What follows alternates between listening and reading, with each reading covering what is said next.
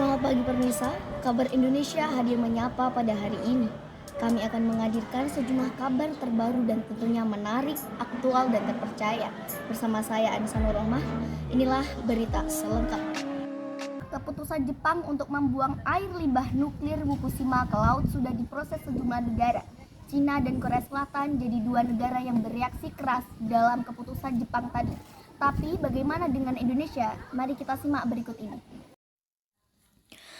Keputusan Jepang untuk membuang air limbah nuklir Fukushima ke laut sudah diproses sejumlah negara. Cina dan Korea Selatan jadi di dua negara yang bereaksi keras dalam keputusan Jepang tadi. Tapi bagaimana dengan Indonesia? Apakah air limbah nuklir Jepang yang dibuang laut ini bikin Indonesia ikut terancam? Nah, kalau peneliti senior bidang nuklir di Badan Riset dan Inovasi Nasional atau BRIN Sulistyo, Indonesia nggak perlu khawatir akan potensi bahaya yang dapat muncul dari pelepasan air olahan bekas PLTN Fukushima itu. Soalnya, Jarod menyebut kalau Indonesia sudah memiliki sistem untuk mengecek apakah produk-produk laut baik untuk dikonsumsi atau tidak. Selain itu, Jarod menyebut air tersebut dianggap sudah diolah dan hanya menyisakan bahan yang disebut tritium.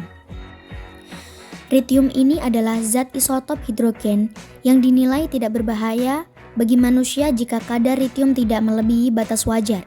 Tapi nada berbeda justru dilontarkan oleh dosen Fakultas Perikanan dan Ilmu Kelautan Universitas Samratulangi.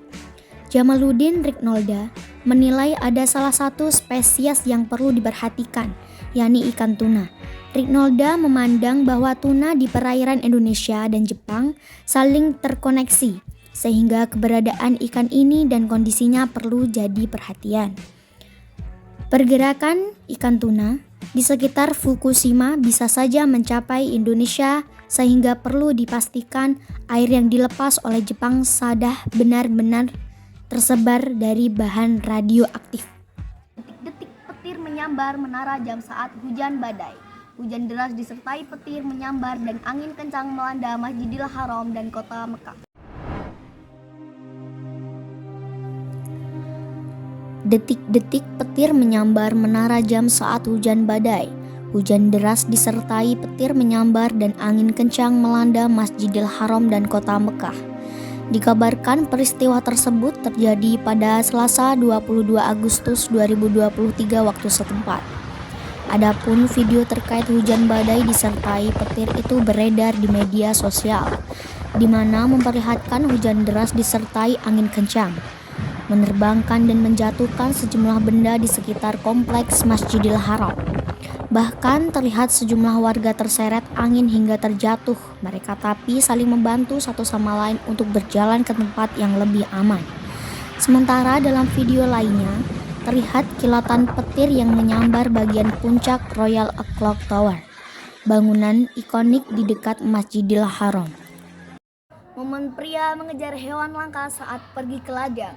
Sebuah video memperlihatkan saat seorang pria tak sengaja bertemu hewan langka di ladang.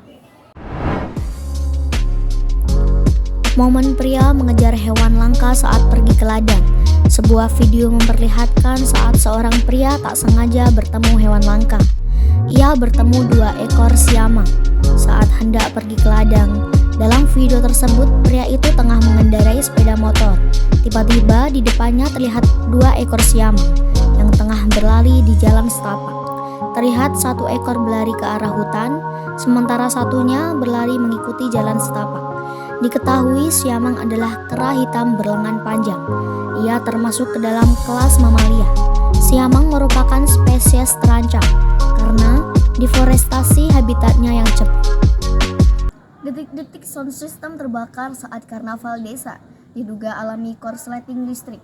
Sebuah sound system raksasa yang dibawa truk besar saat karnaval budaya di Desa Mangaran, Kecamatan Ajung, Jember, Jawa Timur terbakar. Detik-detik sound system terbakar saat karnaval desa. Diduga alami korsleting listrik. Sebuah sound system raksasa yang dibawa truk besar saat karnaval budaya di Desa Mangaran, Kecamatan Ajung, Jember, Jawa Timur terbakar. Api dengan cepat melalap habis sound system sehingga membuat peserta dan warga berhamburan. Dalam video yang beredar, tampak asap putih membumbung tinggi. Warga yang ada di sekitar pun berusaha memadamkan api dengan alat seadanya. Insiden kebakaran tersebut terjadi pada Sabtu 9 September.